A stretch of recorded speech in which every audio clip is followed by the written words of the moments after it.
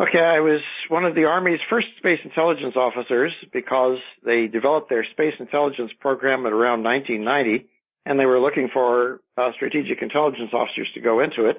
And I was looking for some new adventures, and I said, okay, I'd like to go into space. So I went to the Army's Space Institute and became a 3Y skilled officer, which is their space activities designator. It was so new that the Institute didn't even have its own classes. They actually punted me to the Air Force, which had a joint space intelligence course that they ran in Colorado Springs at Peterson Air Force Base. And that's how I became qualified as a joint space intelligence officer. And after that, I was assigned to J2X at Headquarters U.S. Space Command at Peterson Air Force Base, which is the major headquarters that has sub-headquarters for NORAD, the North American Air Defense Command with Canada, and, of course, the command center there at Cheyenne Mountain. So I worked there from 1990 to 1994 as a J2X officer, and that was just prior to my retirement from active duty. I thought that was a kind of a good way to finish things off. Excellent. So your question is, okay, are there UFOs? Correct. For a start. Okay, I got a simple answer. There sure are.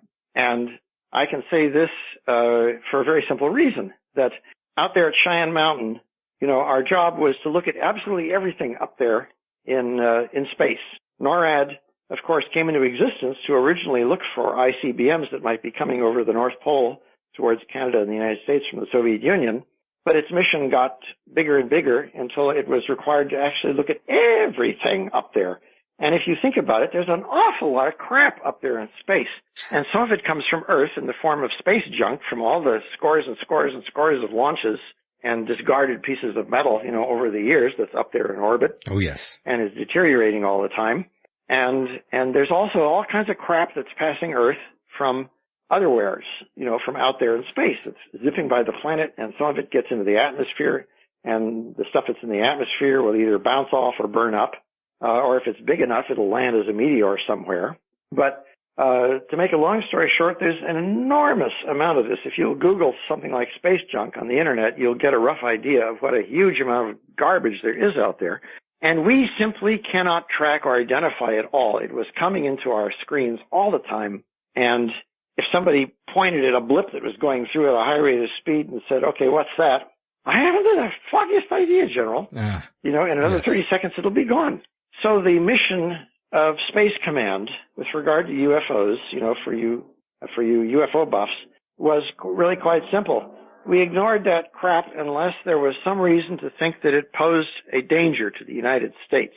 So if you saw something that was big enough and entering down here and looked like it was, headed for a big city or Washington, then you would pay a lot of attention to it in a hurry. Right. But other than that, we just screw it, I mean, there's all this stuff going on out there. It's like trying to watch the LA freeways. Good luck. Wow.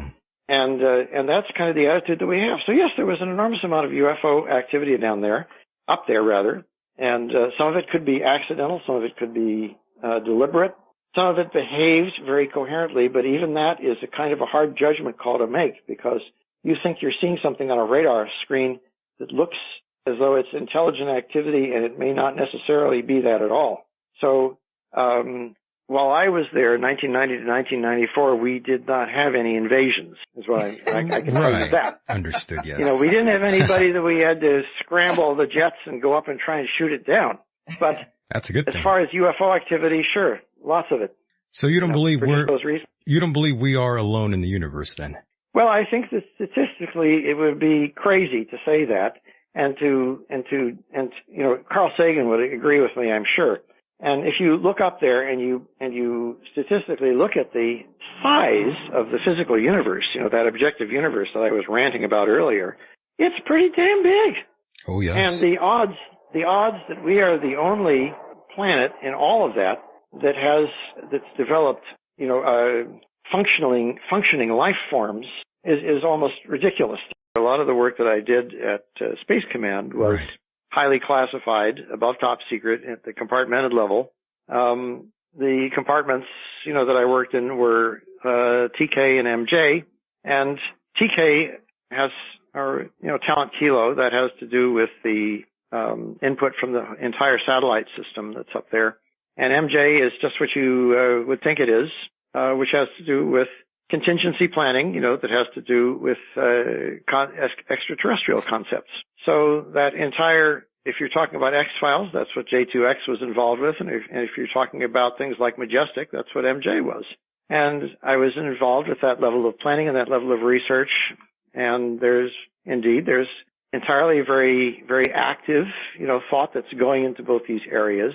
And I would reassure you, to the point that what H.G. Wells came up with in War of the Worlds is pretty much the last statement on this, and it's also kind of amplified in the movie, The Andromeda Strain, because the thing what a great movie that was. Yeah, and the thing that is Earth's big defense against any kind of extraterrestrial invasion, if you're talking about that, is simply the planet's biological envelope, because anything that came from another system would be coming from a completely alien biological system, and the odds are that any intercommunication or any intercontact would be lethal in both directions, which is the whole point of the Andromeda Strain movie, was to say that if something comes out here from space and it's alive, it could be hideously dangerous when it hits the planet. And the message in War of the Worlds was kind of the converse, that if the Martians invade this planet, they might come with excellent war machines, but they can't handle the bugs, the biological system here.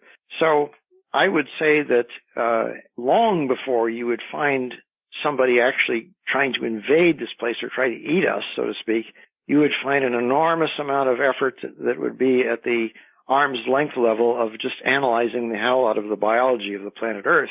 But I think that you would find that same thing would be a very strong barrier between anything other than indirect electronic spectrum kinds of communication and interaction, such as you'd find in in radio and television and computer interactions and things like that. So that's just pretty much the premise that we were going on in Space Command. And I think there's a lot to be said for it, that the big barrier here, the big wall, Donald Trump's wall, yes. so to speak, is just exactly what H.G. Wells and Andromeda Strain said it was: biology. The dangerous thing, I did a lot of work when I was working on Mind War. I did a lot of work into the research into the nasty underwear of the Central Intelligence Agency when it was working on the MK series of stuff. Yes. Came along later than MJ, and the MK was making a big fuss about MK Ultra, which was the business of trying to sort of screw up people's minds with psychedelics and so on. The scary thing was MK-Naomi. That was the biological stuff. And nobody paid a whole lot of attention to that. But when I got into that, it made my blood run cold, because you're talking about the worst possible kinds of biological warfare that could be even conceived. And if your listeners, if they're not going to be scared enough by what I said earlier about nuclear bombs and the Tsar Bomba and stuff, tell them to go Google MK-Naomi, Naomi, about the biological aspects that were carried out then in the MK series of stuff.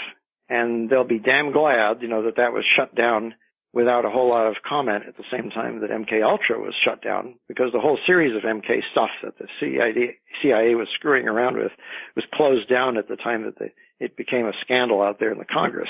But MK-Naomi was the scary one, not MK Ultra. Yeah, that one's not very known. And on a side